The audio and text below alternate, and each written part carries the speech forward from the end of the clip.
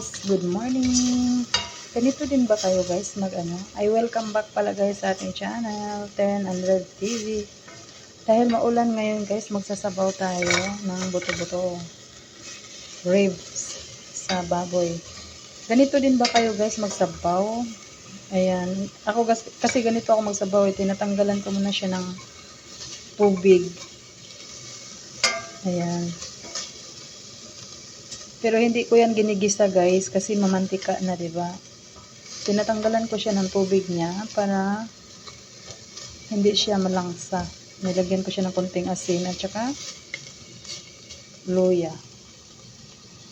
Ganyan ako magsabaw guys. Tapos wala na siyang tubig, so pwede na naman natin siyang lagyan ng sabaw. Sabaw to guys na may ribs. Na may ribs, na may lotus. Lagyan natin siya ng pinakuloang tubig para hindi na tayo maghintay na kung kailan siya kukulo. So masarap humigop ng sabaw ngayon kasi umulan. Malamig ang panahon. Ayan, tapos yung mga alaga ko mahilig din sila sa sabaw. So ilagay na natin yung lotus kasi yung lotus matigas siya guys, mahirap siya kailangan pakuluan mo siya kasabay ang ribs. Tapos pag malambot na siya, pwede na natin ilagay yung mais at saka yung patatas.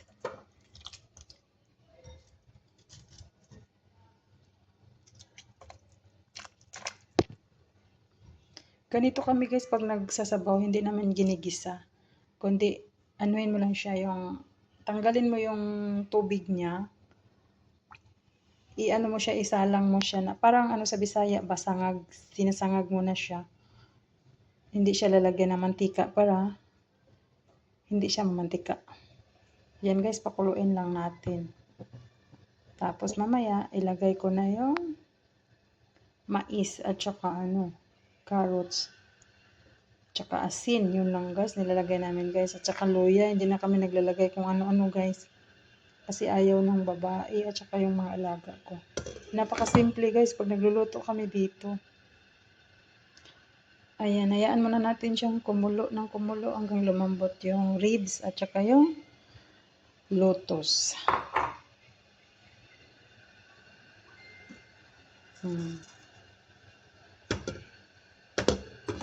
Masarap na paghigop mamaya guys.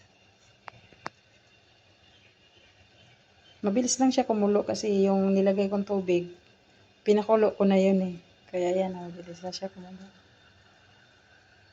Ayan lang guys, mamaya ulit. Bye bye, God bless. Salamat ulit sa panonood.